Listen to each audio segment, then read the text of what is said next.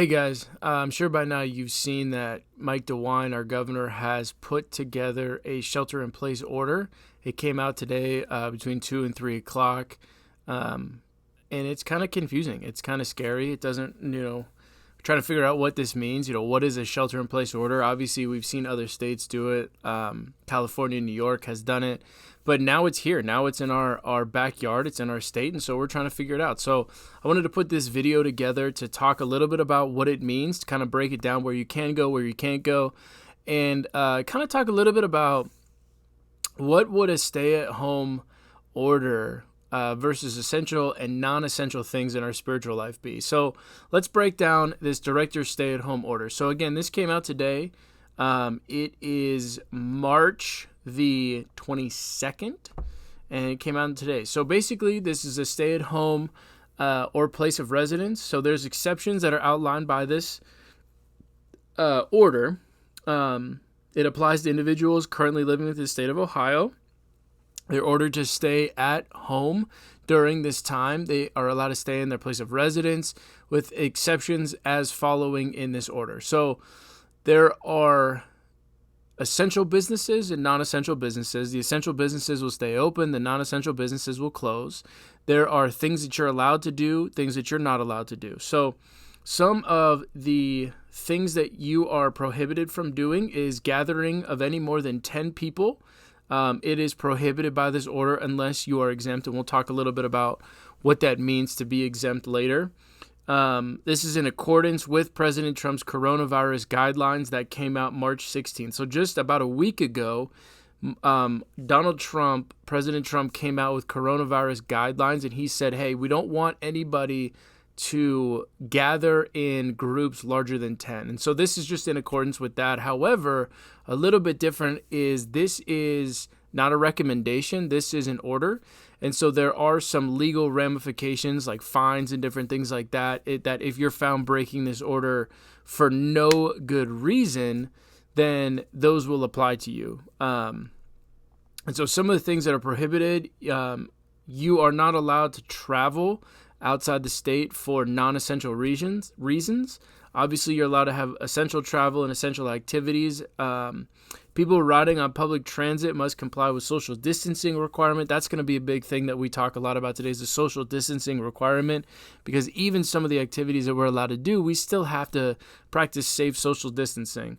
And again, social distancing is staying at least 6 feet apart. So you're allowed to leave your home for essential activities.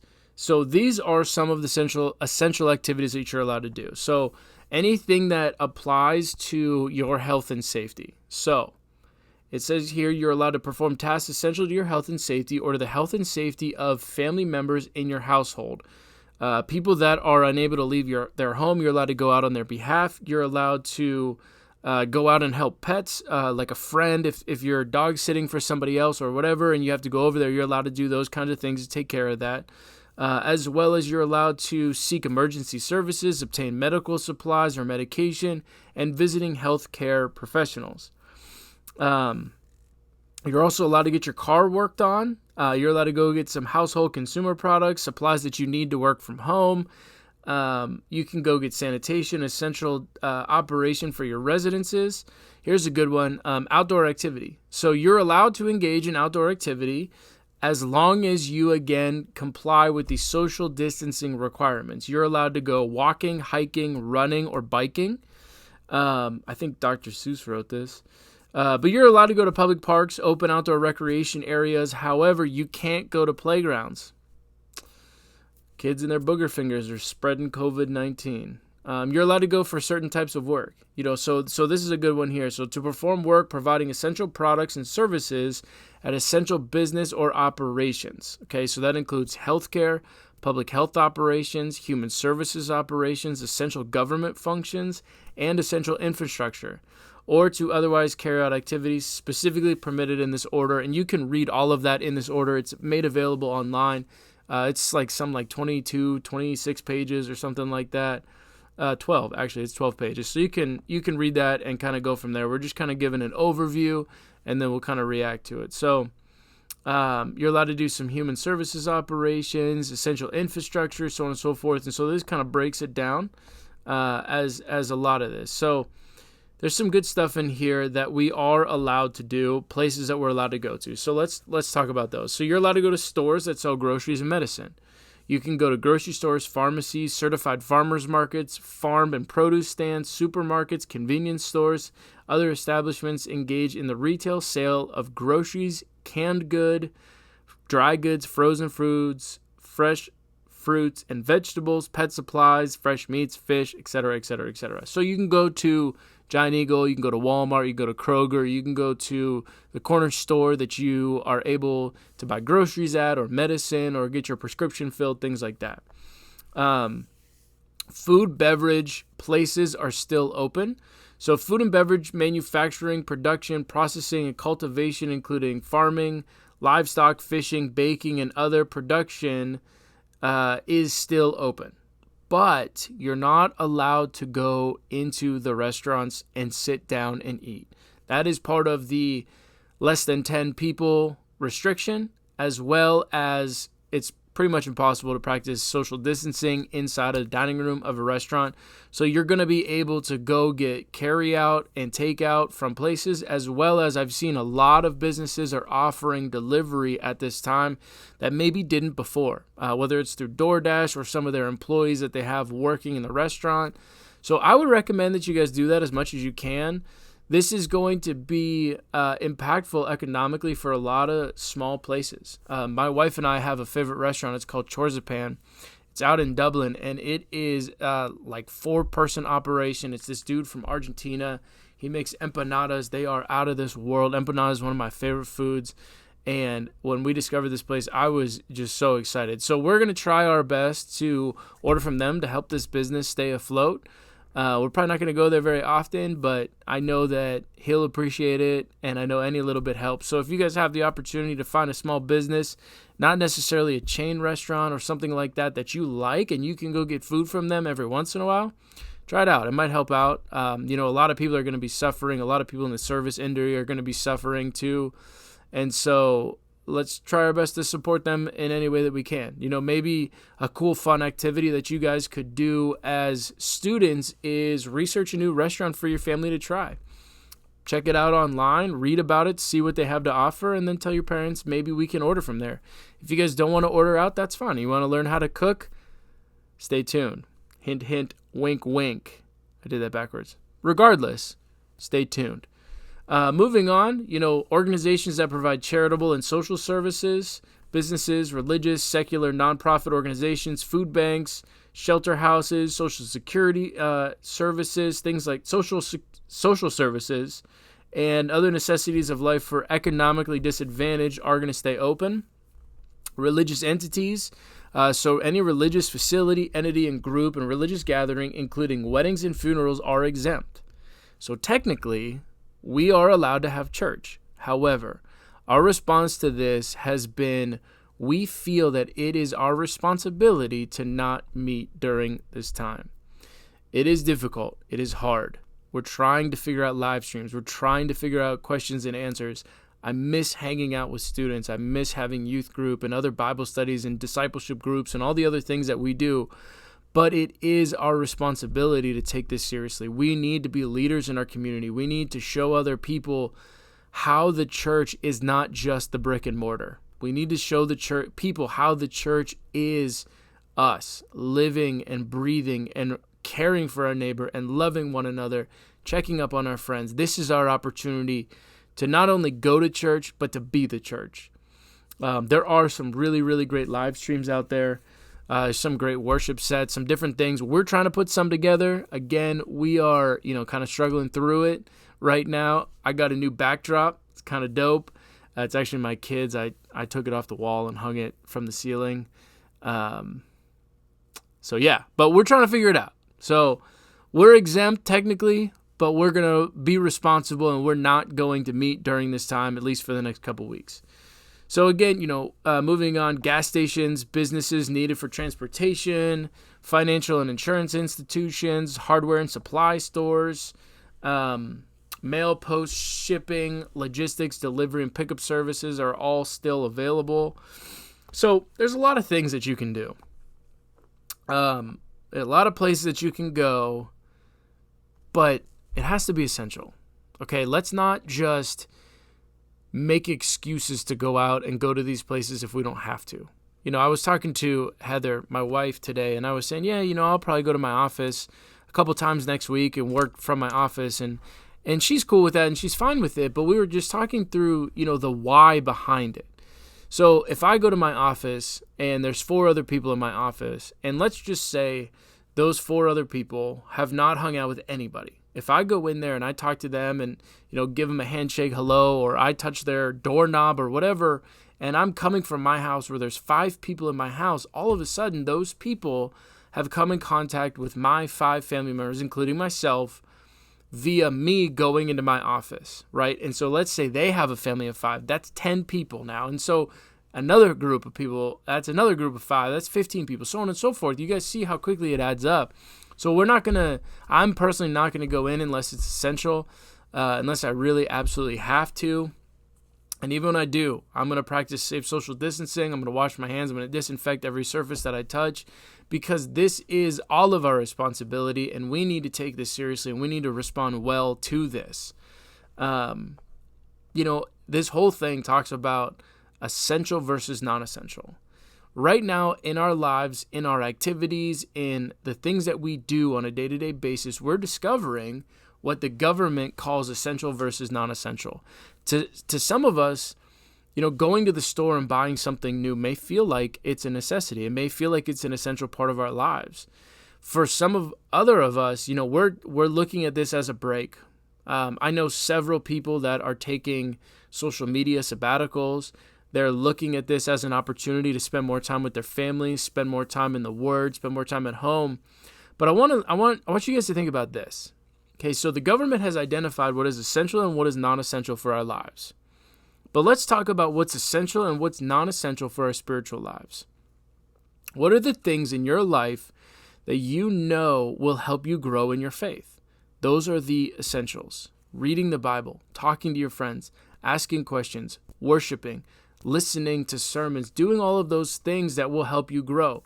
Some of the non-essentials are, you know what they are. You guys know what helps you grow in your faith and what doesn't help you grow, because what may help you grow in your faith isn't necessarily going to be what helps somebody else grow. But the reality is we need to take this as an opportunity to think introspectively about what's essential in our relationship with Jesus versus what's not. And I challenge you guys to, during this time, see if you can do a 14-day non-essential quarantine, so to speak, of your spiritual life. What will it look like for you to focus on only the essential actions and outlets for your relationship with Jesus versus the non-essential? What does it look like for you to grow in your faith during this time of the necessities, the essentials, and what are the distractions? What are the distractions to your faith? What are the things that keep you away from it? What are the things that stop the flow, the growth, the closeness, the intimacy with Jesus Christ during this time? And what are the things that help you? What are the things that help you flourish? And I challenge you to focus these next 14 days on the essentials. One of the biggest things is misinformation and distraction. I know personally, over the last week, I've woken up more times than not and just gotten on Twitter and just refreshed for the first half an hour of the morning I'm awake, just to see what's going on in Italy, what's going on in China, what's going on in Singapore, and all these other countries that they're seeing death rates skyrocket, or they're seeing secondary outbreaks, or they're seeing success. China is now reporting, I think it's over the last 4 days, they have 0 cases. So what worked for them? What didn't work for them? So on and so forth. And that's not essential. That's not essential to my growth in my relationship with Jesus. It's not essential for me to scroll through Instagram and see what other people are doing, or see all these new challenges and these push-up challenges and these selfie challenges and whatever. Those aren't essential to my relationship with Jesus Christ. They're fun. They're good distractions in some regards. Some of them are not good distractions, but let's focus on what's essential. Read the Bible. Read a book that's about Jesus. It doesn't have to, be some, doctrinal book or something like that. I'm going to come out with some book recommendation. I'm going to make that video later tonight, and I'm going to post that either today or tomorrow and just kind of talk about some of the books that I've read that were great. And we're going to do some giveaways. So here's the last thing I want to share with you guys about this. It's scary. It's hard. The shelter at home order, the stay at home order it's challenging. It's hard to wrap your mind around it. We have 3 small children. I have a 4-year-old, a 2-year-old, and a 10-month-old, and it's challenging to stay at home. We were able to get out today, ride bikes a little bit in our driveway, shoot some hoops on this little basketball hoop that we have, and I was able to grill in it. For a little bit it felt normal. For a little bit it felt just like a normal Sunday night. But tomorrow's we're gonna wake up and we're gonna have to keep them entertained. They're not gonna go to daycare. They're not gonna do all these things. My wife's not gonna go to work again. She's gonna work from home, and it's different. It's the new normal. But my wife and I were talking, and she said something that was so incredible that just really changed my perspective. And she said, never again in our life and our children's lives are we going to have this opportunity to spend this much time with them. On a normal week, Mondays I'm home. I spend the whole day with them. My wife goes to work, and then she comes home, and then, by the time she gets home from work, we got about 3 hours with them, and then they go to bed. Tuesday, we wake up, they go to daycare. We don't see them all day till 5, spend about 3 hours with them, and then they go to bed. And that goes on Wednesday, Thursday, and Friday, and it's tough, But this is a great opportunity for us to really lean into that. For some of you seniors that are moving away, you're never going to get this time again. It may be difficult at home. You may have some situations at home that you're excited to get away from, but there's some good that's happening. We've seen the Lord working. Today was an incredible day. Churches all around the country put the church into the home, and the family units watched it together. My family sat in our living room, and we watched the live stream of Linworth, and it was incredible. We sat in our living room, and we did church together as a family. I cannot tell you the last time I actually was able to sit with my family at church and really focus. And I'm not complaining about that or anything like that, but it's a little different when you work at a church. And so for us, this was a break. This was a step back and an opportunity for us to just be able to love on our kids at home and watch it and engage with them and worship. We sang along, some of us out of tune, some of us in tune like my wife. But it was just awesome, and it did my heart good to see so many other people posting things on social media about worshiping alongside their family at home. Our pastors are still leading us. They're still loving us. They're still praying for us. It's not stopping. It just looks different. And so it's a great time for us to grow in our faith. One last thing, I'm glad that you guys have stayed with this till the end because this is an important thing. What we need you to do is like, subscribe, comment, do all of that stuff. What we're going to do is we're going to make this available to everybody. I've been talking to some Young Life leaders. I've been talking to some Fellowship of Christian Athletes leaders. We're just going to make this available to everybody. If they want to engage with it, that's great. If not, we understand completely. But what we're going to do is we're going to do our first giveaway at 30 subscribers. I don't know how many we have right now. It's like 14, something like that, 11, I don't know. At 30 subscribers, we're going to do our first giveaway. It's going to be a gift card of some sort. And the way that it's going to work is we're going to take everybody that's subscribed. I get an email every time somebody subscribes. I don't get an email every time somebody watches. So we don't know who watches unless you comment and subscribe. But if you subscribe, I get an email. Your name will automatically be entered into a drawing.